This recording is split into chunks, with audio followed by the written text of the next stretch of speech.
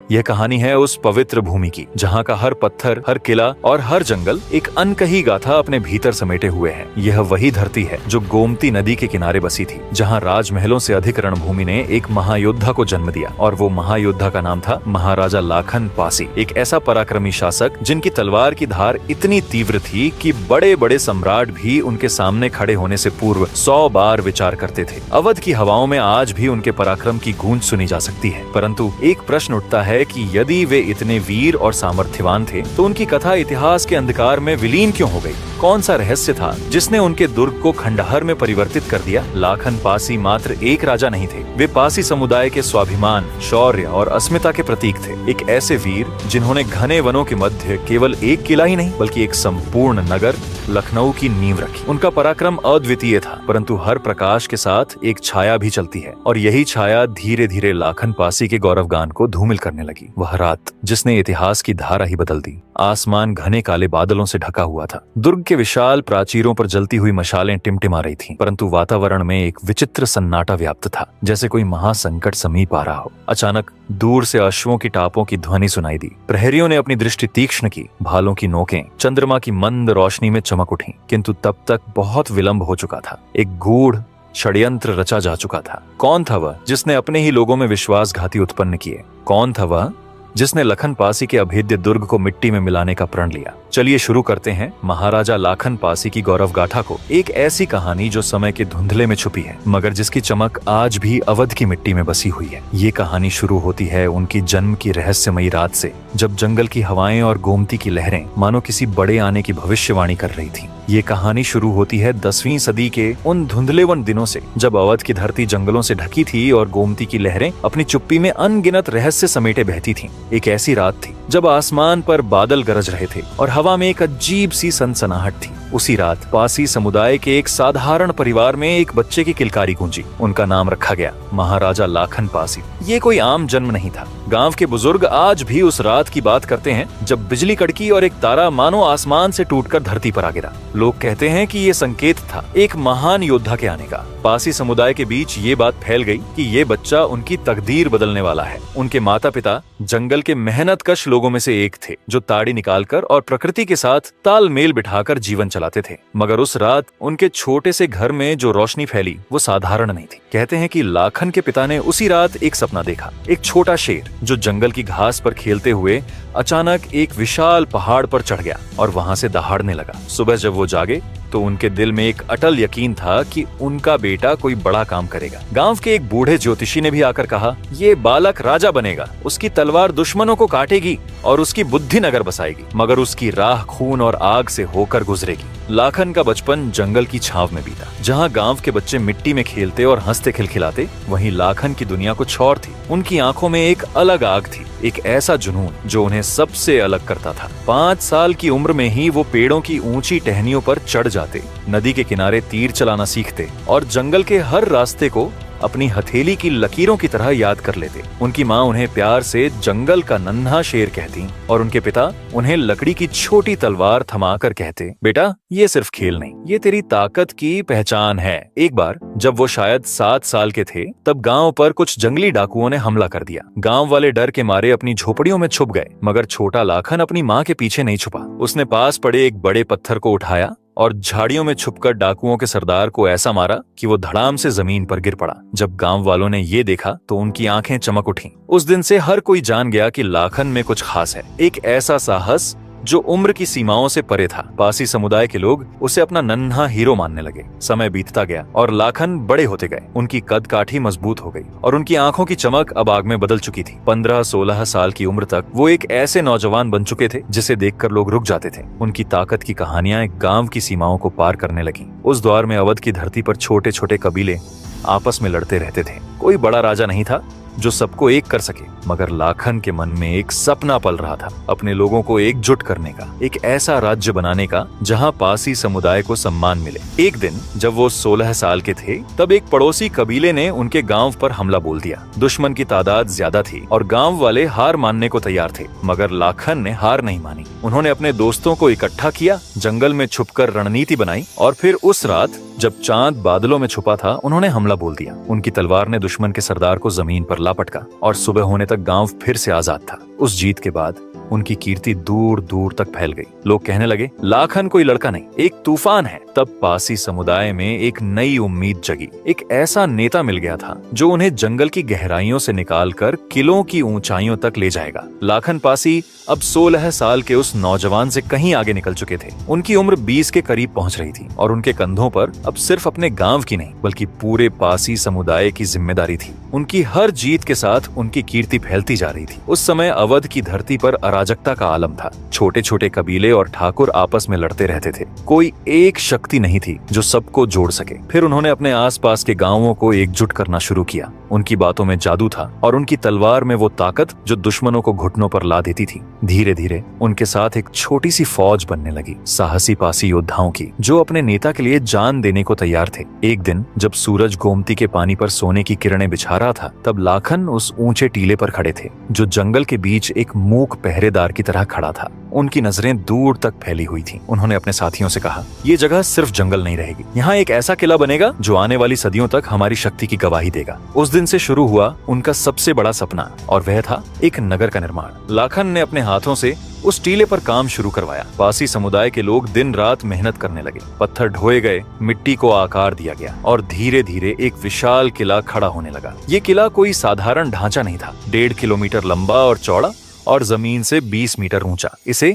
Lakhan coat कहा गया। इसके चारों ओर खाई थी जो दुश्मनों के लिए अभेद्य दीवार की तरह थी। कहते हैं कि लाखन खुद हर काम पर नजर रखते थे। वो अपने लोगों के साथ पसीना बहाते और रात को मशालों की रोशनी में योजनाएं बनाते। मगर हर बड़े सपने की राह में कांटे बिछे होते हैं। जैसे जैसे लाखन का किला आकार ले रहा था, आसपास के ठाकुरों और कबीलों की नींद उड़ने लगी। उन्हें डर था कि अगर लाखन पासी की ताकत बढ़ती रही तो उनका राज खत्म हो जाएगा। एक रात जब चांद बादलों में छुपा था, तब एक साजिश रची गई। एक पड़ोसी ठाकुर, जिसका नाम इतिहास में उतना साफ साफ तो नहीं लिखा, पर उसने अपनी फौज तैयार की। उसने सोचा कि लाखन को अभी कुचल देना चाहिए, वरना वो एक दिन सब पर हावी हो जाएगा। उस रात गोमती के किनारे घोड़ों की टापों की आवाज गूंजने लगी। लाखन अपने किले के बाहर खड़े थे जब उनके एक साथी ने दौड़कर आकर कहा, महाराज, दुश्मन आ रहे हैं। उनकी तादाद हमसे 2 गुनी है। मगर लाखन के चेहरे पर डर की एक रेखा भी नहीं उभरी। उन्होंने अपनी तलवार उठाई और अपनी छोटी सी फौज को देखकर कहा, हमारी ताकत संख्या में नहीं, हमारे हौसले में है। आज हम उन्हें बताएंगे कि पासी कौन है। सूरज उगने से पहले जंगल में तलवारों की टक्कर की आवाज गूंज उठी। लाखन आगे बढ़े। उनकी तलवार हवा में चमकती थी। दुश्मन की फौज भारी थी, मगर लाखन की चालाकी और साहस ने उन्हें हैरान कर दिया। उन्होंने जंगल का इस्तेमाल अपने हक में किया, छुपकर हमला किया, दुश्मन को भटकाया और फिर एक एक करके उनके बड़े योद्धाओं को खत्म कर दिया। सुबह होने तक ठाकुर की फौज भाग खड़ी हुई और कुछ लोगों की लाशें गोमती के किनारे पड़ी थीं। उस जीत ने लाखन पासी का नाम दूर दूर तक पहुंचा दिया। लोग कहने लगे, ये किला सिर्फ पत्थरों का ढांचा नहीं, ये लाखन की शक्ति का प्रतीक है। पासी समुदाय का सीना गर्व से चौड़ा हो गया और वो किला जो अभी बन रहा था, अब एक नगर की नींव बनने जा रहा था, लखनवती, जो आगे चलकर लखनऊ कहलाया। महाराजा लाखन पासी अब अवध के सबसे बड़े नायक बन चुके थे। उनका किला लाखन कोट जंगल के बीच एक चमकता सितारा था। 1.5 किलोमीटर लंबा और चौड़ा, जमीन से 20 मीटर ऊंचा, चारों ओर खाई से घिरा हुआ। ये किला उनकी ताकत का प्रतीक था। इसके आसपास बसा नगर अब लखनवती कहलाने लगा, जो उनकी पत्नी लखनवती के ही नाम पर रखा गया। कहते हैं कि लाखन पासी अपनी रानी से बेहद प्यार करते थे। उनके सम्मान में उन्होंने लखनवती वाटिका भी बनवाई, जिसके पूर्वी किनारे पर एक भव्य नाग मंदिर खड़ा था। कहा जाता है कि लाखन पासी नागों के उपासक थे और उनकी आस्था उनकी शक्ति का एक हिस्सा थी। किले के उत्तरी हिस्से में लाखन कुंड था, जहाँ साफ पानी हमेशा भरा रहता था। ये पानी सिर्फ राजघराने के लिए था और इसकी शुद्धता की बातें दूर दूर तक फैली थीं। लखनवती अब सिर्फ एक किला नहीं बल्कि एक समृद्ध नगर बन चुका था। बाजारों में चहल पहल थी, लोग दूर दूर से यहाँ बसने आ रहे थे। लाखन पासी अपने लोगों के साथ कंधे से कंधा मिलाकर काम करते। वो दिन में अपने किले की रखवाली करते और रात में मशालों की रोशनी में भविष्य की योजनाएं बनाते। उनकी बुद्धि और साहस ने पासी समुदाय को वो सम्मान दिलाया जो उन्हें कभी नहीं मिला था। लोग कहते, लाखन पासी सिर्फ राजा नहीं, हमारे गर्व का प्रतीक है। मगर हर सुनहरे दौर के पीछे एक काला साया छुपा होता है और वो साया अब धीरे धीरे लखनवती की ओर बढ़ रहा था। 11वीं सदी का वो दौर था जब अवध की धरती पर हवाएं बदल रही थीं। सैयद सलार मसूद गाजी, जिसे लोग गाजी मियाँ कहते थे, एक ऐसा आक्रामक विजेता था जिसके नाम से गांव खाली हो जाते थे। उसकी फौज ने उत्तर भारत में दहशत मचा रखी थी और अब उसकी नजर लखनवती पर ठहर गई थी। मगर गाजी कोई मूर्ख नहीं था। वो जानता था कि महाराजा लाखन पासी कोई साधारण राजा नहीं है। उनकी ताकत, उनका किला और उनकी सेना सब कुछ अभेद्य था। उसे कुचलने के लिए साधारण हमला काफी नहीं था, इसलिए उसने अपने दो सबसे चालाक सेनापतियों सैयद हातिम और सैयद खातिम को आगे किया। दोनों ने घड़ी जिंदौर की सीमा पर पड़ाव डाला, जो लाखन पासी के किले से बस कुछ मील दूर था। वहां से उन्होंने जासूसों का जाल बिछाया। ये जासूस रात के अंधेरे में किले के पास मंडराते, हर दीवार को देखते, हर खाई को नापते। उन्हें पता चला कि किला 1.5 किलोमीटर लंबा और चौड़ा है, जमीन से 20 मीटर ऊंचा और चारों ओर गहरी खाई से घिरा हुआ। इसके उत्तरी हिस्से में लाखन कुंड था, जहां साफ पानी भरा रहता था। शायद किले की सबसे बड़ी ताकत है। मगर एक और बात उन्हें पता चली कि लाखन पासी और कसमंडी के राजा कंस की दोस्ती के बारे में। ये दोस्ती बरसों पुरानी थी, जंगलों में साथ लड़े युद्धों से बनी थी। दोनों ने एक दूसरे की जान बचाई थी और उनकी एकता दुश्मनों के लिए खतरा थी। गाजी मियाम ने अपने तंबू में बैठकर यह सुना और मुस्कुराया। अगर इन दोनों को अलग कर दिया जाए, उसने कहा, तो लखनावती मेरी मुट्ठी में होगी। उसने एक साजिश रची, दोनों पर एक साथ हमला करना, ताकि वो एक दूसरे की मदद न कर सके। और वो दिन चुना गया, होली का दिन। ये वो त्योहार था जब लखनावती के लोग रंगों में डूबे होते, ढोल नगाड़ों की थाप पर नाचते और किले की फौज आराम करती।